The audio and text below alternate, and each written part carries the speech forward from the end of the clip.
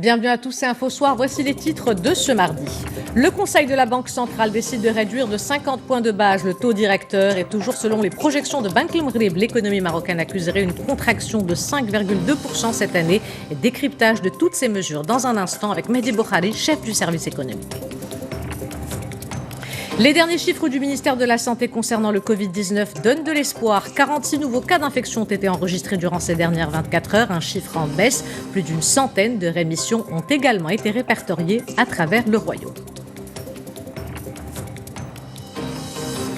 Un nouveau lot acheminé par avion vient d'être remis à la République démocratique du Congo cet après-midi. Vous le savez, sur très haute instruction de Sa Majesté le roi Mohamed VI, une aide médicale marocaine a été accordée à 15 pays africains pour les accompagner dans leurs efforts de lutte contre le Covid-19. Pour terminer cette édition, ces images où l'émotion est palpable, celle du retour des Marocains qui étaient bloqués à l'étranger en raison de la pandémie. Un nouveau vol a été opéré dans le cadre de l'opération de rapatriement. Un total de 109 personnes sont arrivées hier soir à l'aéroport Hassan Ier de l'Ayoun en provenance des îles Canaries. Madame, Monsieur, bonsoir. En ouverture de cette édition, ces nouvelles mesures pour soutenir la relance de l'économie et de l'emploi. Le Conseil de la Banque centrale, qui s'est réuni ce mardi, a décidé de réduire de 50 points le taux directeur qui passe à 1,5%.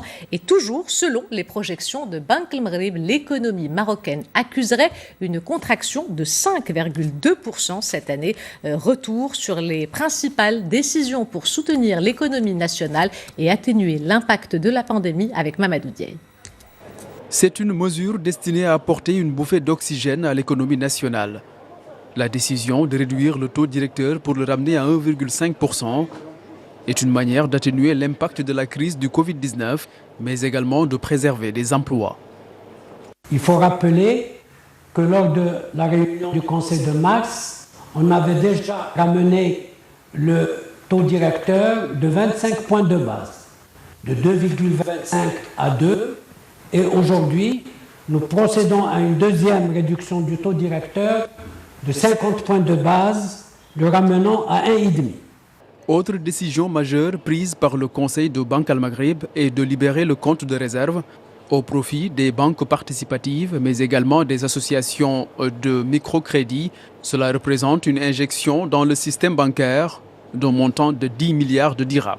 Vous savez que les banques participatives ont également voulu apporter leur contribution au financement de l'activité économique pendant cette période de pandémie, et les associations de microcrédit, quant à elles, sont au niveau de l'arrêt total.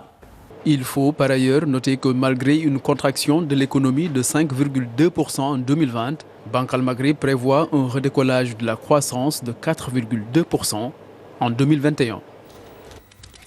Pour décrypter cette décision historique, il faut le dire, de Bank el Maghreb, avec nous sur le plateau, Mehdi Boukhari, qui va nous expliquer les retombées de cet abaissement du taux directeur de la Banque centrale sur l'économie marocaine. Mehdi, bonsoir. Bonsoir. Alors, comment cette décision de baisse du taux directeur va se traduire concrètement et surtout, quel impact elle aura sur l'économie nationale? Comme on vient de le voir, Ihsan, c'est une décision historique, vous venez de le dire. Jamais le taux directeur de Bank Maghreb n'a été aussi bas. Le prix du loyer de l'argent, c'est-à-dire le taux d'intérêt auquel les banques commerciales empruntent de l'argent auprès de la Banque centrale, est descendu aujourd'hui à 1,5%.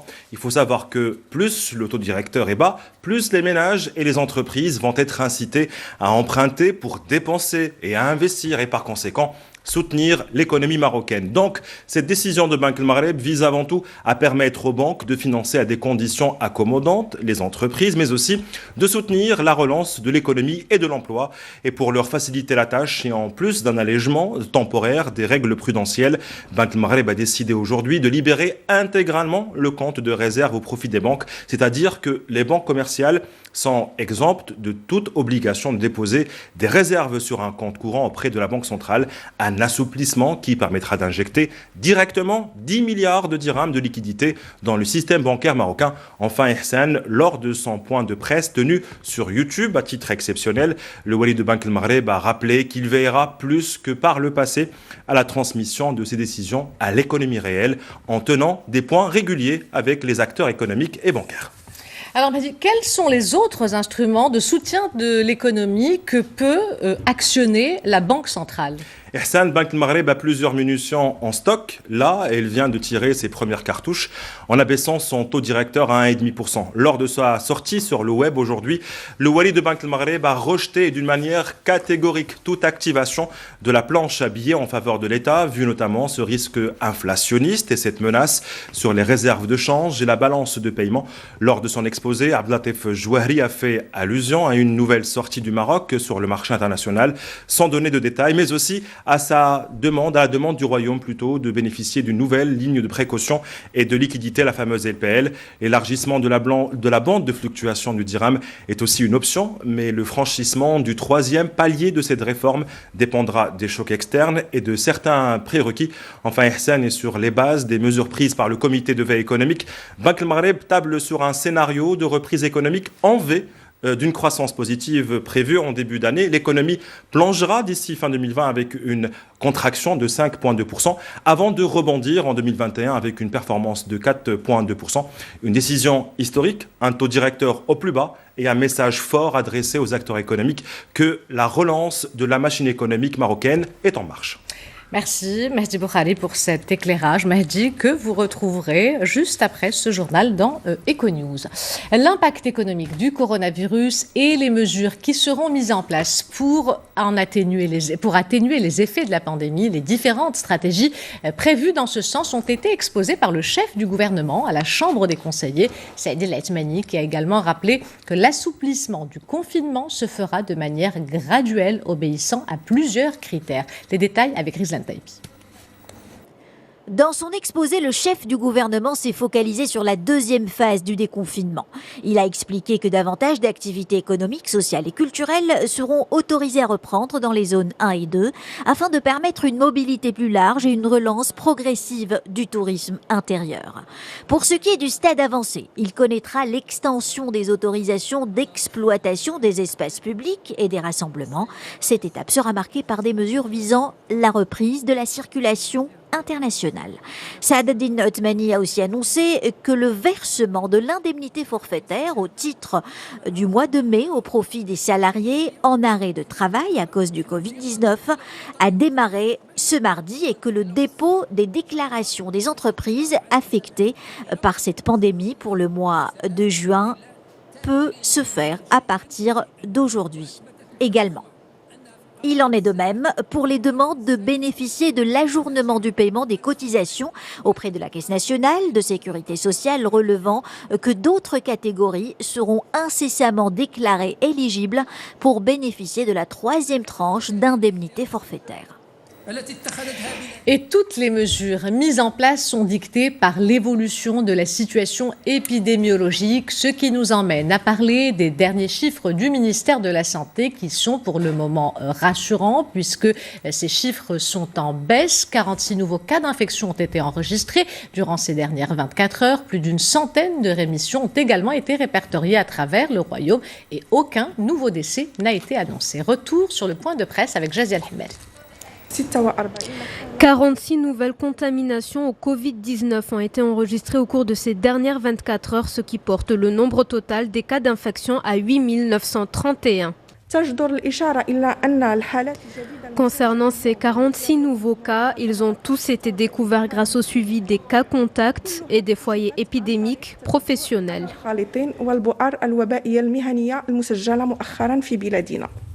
109 rémissions ont été recensées durant ces dernières 24 heures. Ainsi, 7 937 personnes ont gagné le combat contre la maladie. Le pays ne dénombre aucun nouveau décès. Aucun nouveau décès n'a été enregistré au cours de ces dernières 24 heures. Le nombre total de décès reste inchangé, soit 212 morts. Au total, 782 personnes sont actuellement sous traitement ou surveillance médicale à travers le Royaume, dont 10 sont dans un état grave. Et concernant les chiffres au niveau du continent, l'Afrique a enregistré ce mardi 251 495 cas confirmés de coronavirus. Le Covid-19 a déjà coûté la vie à 6 766 personnes sur le continent, selon le Centre africain de prévention et de contrôle des maladies. Et les pays les plus touchés par la pandémie sont l'Afrique du Sud, plus de 73 000 cas, l'Égypte, le Nigeria, le Ghana, l'Algérie et le Cameroun. Et vous le savez, sur très haute instruction de Sa Majesté le roi Mohammed VI, une aide médicale marocaine a été accordée à 15 pays africains pour les accompagner dans leurs efforts de lutte contre la pandémie. Un nouveau lot acheminé par avion vient d'être remis à la République démocratique du Congo cet après-midi. Ce sont des images de Mohamed Magri, le récit, et de Hind Ben Abimbi. C'est à l'aéroport de Kinshasa que les avions cargo marocains ont atterri cet après-midi. Dans leur soute, des cargaisons d'aide médicale marocaine destinées à soutenir la lutte que mène la République démocratique du Congo, à l'instar des autres pays du continent, contre le coronavirus. Masques de protection, visières, gel hydroalcoolique ou encore médicaments. Ces cartons vont participer à l'effort de gestion de la pandémie en RDC. 15 pays du continent bénéficient de cette initiative royale qui reflète l'intérêt particulier accordé par le Maroc au renforcement de la coopération et de la solidarité africaine. La République démocratique du Congo totalise à aujourd'hui 4 974 cas confirmés de coronavirus depuis le début de la pandémie, dont 628 guérisons et 112 décès. Et tous les équipements qui composent cette aide médicale ont été fabriqués dans le royaume. Hier, c'est vers le Tchad, le Burkina Faso et la Guinée-Conakry que ces lots ont été acheminés. Retour sur ces images avec Nsamesh.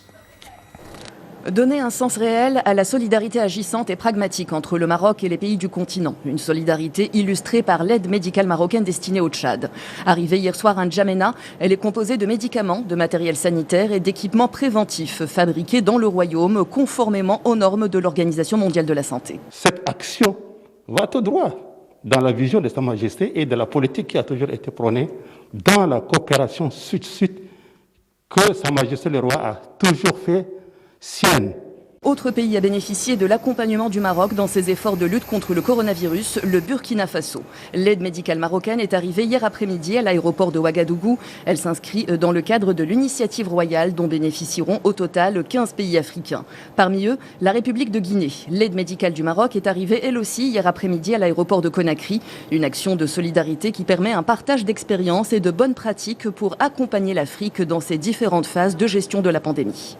Je profite de cette occasion solennelle pour demander à l'ambassadeur du Royaume de transmettre à Sa Majesté le roi Mohammed VI les plus vifs remerciements du président Alpha Condé pour cette initiative louable qui traduit la solidité des relations bilatérales.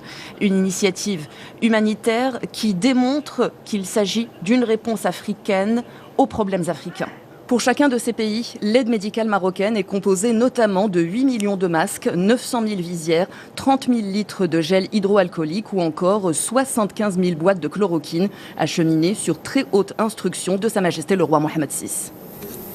Et le président guinéen a adressé un message de remerciement à Sa Majesté le roi Mohammed VI pour son appui constant à la Guinée. Alpha Condé qui a également formulé ses vœux de prompt rétablissement au souverain. On écoute le président guinéen. Je souhaite un prompt rétablissement au roi et j'espère bientôt recevoir la visite parce qu'il devait venir une fois, il n'est pas venu, donc il avait promis de venir, donc nous espérons le recevoir dès que sa santé lui permettra. Et comme je viens de faire un livre, donc j'ai dédicacé au roi, j'ai dédicacé à certains ministres, mais aussi aux responsables des 2 télévisions. L'ambassadeur va vous le remettre. Donc je ne pouvais pas accepter que vous veniez, que le roi a été opéré sans que je vous reçoive pour porter réellement le souhait de très bon et vite rétablissement. C'est pourquoi je souhaitais vous rencontrer. Sinon, en général, tous les autres qui nous ont aidés, ils sont repartis de l'aéroport. Mais le Maroc est un cas à part en Guinée. Le président Alpha Condé qui a aussi saisi l'occasion pour mettre en avant l'accompagnement multidimensionnel du Maroc à la Guinée, un partenariat solide entre 2 pays frères alimenté par les nombreuses initiatives sociales et économiques portées par Sa Majesté Mohammed VI. Nous accompagnons beaucoup. Non seulement il est en train de construire l'hôpital mère et enfants et aussi un centre professionnel. Nous accompagnons aussi pour lutte contre les déchets liquides. Ensuite, il y a 2 ans, nous avons dit c'était agriculture. J'ai dit que moi j'avais besoin de 100 000 tonnes d'engrais. Et quand j'achète de l'engrais, je vends aux paysans en moitié prix. Il a dit, bon, je vous donne 20 000 tonnes gratuites et les 80 000 tonnes, je vous le vends au prix auquel vous vendez aux paysans, donc à moitié prix. Des actes concrets et une solidarité active. L'initiative royale aux pays africains a été largement saluée hier par la presse nationale et internationale. Ce soir, focus sur la presse digitale africaine avec Jaziel Hamel. Quelques jours déjà que le Maroc achemine à travers le continent africain une aide médicale pour soutenir les pays frères dans la lutte contre le Covid-19. Une initiative royale saluée dans les colonnes de plusieurs journaux africains. Jeune Afrique titre « Coronavirus, le Maroc à la rescousse de l'Afrique » avant d'énumérer les détails de l'aide envoyée, soit 8 millions de masques, 900 000 visières ou encore 30 000 litres de gel hydroalcoolique et 75 000 boîtes de chloroquine. La Tribune Afrique, quant à elle, confirme la réception de cette aide par le Burkina Faso, expliquant que sur instruction du roi Mohamed VI, elle est arrivée lundi après-midi à l'aéroport international de Ouagadougou. Un don est également salué dans les pages de Burkina 24, mettant en avant que ce n'est pas la première fois que le royaume vient en aide au Burkina Faso. Aussitôt dit, aussitôt fait, peut-on lire chez Guinée Signal, qui félicite cette action de solidarité dont profitent 15 pays du continent africain. Au Tchad, le don a également été réceptionné au niveau de l'aéroport international Hassan Djamous, relève Tchad Info, qui ajoute que cette aide vise à fournir le matériel médical préventif afin d'accompagner les Tchadiens dans leurs efforts de lutte contre la pandémie. Actu Daily titre à son tour, le Maroc apporte son appui, notamment au Cameroun, un pays qui dénombre pour l'heure près de 10 000 cas confirmés de contamination. Une solidarité entre nations donc plus que jamais attendue et qui se révèle une arme de poids. Sachant que, comme le souligne journalducameroun.com, l'ensemble de ces produits et équipements sont fabriqués au Maroc par des entreprises marocaines et sont conformes aux normes de l'Organisation mondiale de la santé. Des réactions tout aussi similaires, entre autres en République démocratique du Congo. Le pays a été retenu parmi les 15 pays africains aidés par le Maroc, lit-on sur Financial Afrique. Les détails de ce don ont également été listés par Média Congo, notamment pour la RDC qui compte pour l'heure plus de 4 900 cas d'infection au Covid-19. Une main tendue par le Maroc et une initiative louée également par la presse internationale, alors que les avions continuent d'acheminer l'aide aux 4 coins de l'Afrique. Direction à présent Washington, où le département d'État américain vient de distinguer le Maroc pour la transparence de ses finances publiques. Le Royaume fait ainsi partie des 76 pays sur 141 cités en exemple dans un rapport annuel de la diplomatie américaine sur les exigences minimales en matière de transparence fiscale. Une transparence qui participe à la consolidation de la confiance des investisseurs et qui assure la durabilité économique. La transparence fiscale renforce également le principe de la reddition des comptes et promeut le débat public. C'est dans cette optique que le Royaume a engagé au cours de la dernière décennie de nombreuses réformes à l'effet de moderniser la gestion de ses finances publiques. Et pour terminer cette édition, ces images où l'émotion est palpable, celle du retour des Marocains qui étaient bloqués à l'étranger en raison de la pandémie. Un nouveau vol a été opéré dans le cadre de l'opération de rapatriement. Un total de 109 personnes est arrivé hier soir à l'aéroport Hassan Ier de l'Aïoun en provenance des îles Canaries. Reportage Youssef Wichou, de Rassi et de Rizlan Taibi. C'est le premier avion à atterrir sur le tarmac de l'aéroport Hassan Ier depuis l'interruption du trafic aérien il y a 3 mois. À son bord, 109 passagers originaires de la région de l'Aïoun. Ils étaient tous bloqués dans les îles Canaries, pris au dépourvu par la fermeture des frontières entre les 2 pays à cause de la pandémie. Je suis maintenant soulagée de revenir au Maroc chez moi. Le vol s'est bien passé. Je remercie profondément Sa Majesté le roi Mohamed VI d'avoir pris cette décision de nous rapatrier. 3 mois d'exil forcé en Espagne, c'est un peu long, mais tout est bien qui finit bien. Nous sommes rentrés sains et saufs au Maroc et c'est le plus important. L'accueil à l'aéroport s'est fait dans le strict respect des gestes barrières. Toutes les mesures de précaution ont été prises pour assurer la sécurité des passagers. Les sièges des passagers étaient loin l'un de l'autre, dans la carlingue et ici à l'aéroport. Une distance importante les séparait, des gels antiseptiques ont été distribués et l'aéroport s'est équipé de caméras thermiques. Dès leur arrivée, tous les passagers ont subi des prélèvements nasopharyngés pour le test virologique du Covid-19. Ils resteront une dizaine de jours confinés dans un hôtel à Laayoune avant de rentrer chez eux. Avant de nous quitter, je vous rappelle l'une des principales informations de ce journal, ces nouvelles mesures pour soutenir la relance de l'économie et de l'emploi. Le Conseil de la Banque centrale, qui s'est réuni ce mardi, a décidé de réduire de 50 points de base le taux directeur qui passe à 1,5%. Et toujours selon les projections de Banque El Maghrib, l'économie marocaine accuserait une contraction de 5,2% cette année. C'est la fin de cette édition. L'information se poursuit sur notre site 2m.ma et sur l'application My2M. Le prochain journal El Messaïa vous sera présenté par Hicham Rafaoui. Quant à moi, j'aurai le plaisir de vous retrouver demain si tout va bien. En attendant, portez-vous bien et excellente soirée à tous.